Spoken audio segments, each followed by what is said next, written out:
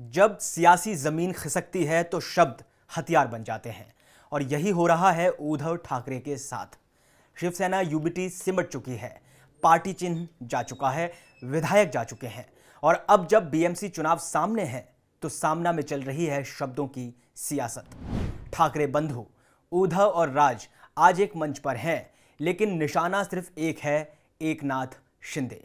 कभी जिनके पास महाराष्ट्र की कमान थी, आज वे सामना के जरिए आरोपों की राजनीति कर रहे हैं, क्योंकि अब उनकी राजनीति का अस्तित्व बीएमसी के बोर्ड पर टिका है। तो क्या ये इनकम टैक्स का नोटिस सिर्फ एक कानूनी कार्रवाई है या फिर ठाकरे खेमे की रणनीतिक चीख? नमस्कार, स्वागत है आपका आयोन भारत पर। मैं हूं आपके साथ कमल मिश्रा और आज हम बात करेंगे उस राजनीतिक स्क्रिप्ट की जो बीएमसी के 74,000 करोड़ के बजट के इर्द गिर्द लिखी जा रही है। महाराष्ट्र की राजनीति में फिर हलचल है। राज्य के समाज कल्याण मंत्री और शिवसेना शिंदे गुट के सीनियर नेता संजय शिरसाट को इनकम टैक्स विभाग ने नोटिस भेजा है। मुद्दा है साल 2019 और साल 2024 के चुनावी हलफनामों में संपत्ति की जानकारी में अंतर। शिरसाट ने नोटिस की पुष्टि की और बताया कि 9 जुलाई तक समय मांगा गया है।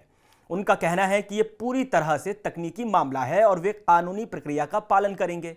लेकिन मुद्दा सिर्फ तकनीकी नहीं है। सामना में इसे जिस आक्रामक भाषा में उछाला गया है वो बताता है कि यह सिर्फ जांच नहीं, ठाकरे की रणनीति का हिस्सा है।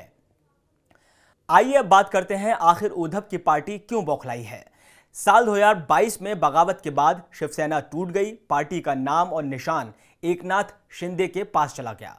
विधायक सांसदों का बहुमत शिंदे के पास है और अब शिवसेना यूबीटी सिर्फ गठबंधन पर निर्भर है। बीएमसी जो कभी शिवसेना का गढ़ थी, अब अस्तित्व की आखिरी लड़ाई बन गई है। इसलिए ठाकरे बंधु उद्धव और राज पहली बार एकजुट हुए हैं, लेकिन उनकी सियासी एकजुटता का आधार सिर्फ एकनाथ शिंदे पर हमला है। अब यह हमला शिंदे गुट के कद्दावर मंत्री शिरसाट को मिले इनकम टैक्स नोटिस के बहाने हो रहा है। आइए बात करते हैं संजय शिरसाट केस और सामना की रणनीति पर। सामना में दावा किया गया है कि सांसद श्रीकांत शिंदे को भी नोटिस भेजा गया है, जबकि शिरसाट ने इस पर साफ कहा कि मैंने ऐसी कोई जानकारी नहीं दी, मीडिया मेरे नाम से झूठी खबरें चला रहा है। वहीं छत्रपति संभाजीनगर के विट्स होटल डील का मामला महाराष्ट्र में फिर से गरमाने लगा है।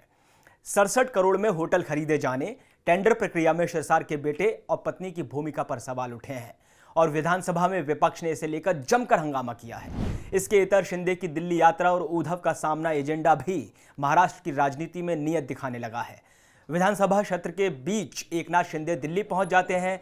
सूत्र बताते हैं कि वह केंद्रीय मंत्रियों से मुलाकात कर रहे हैं।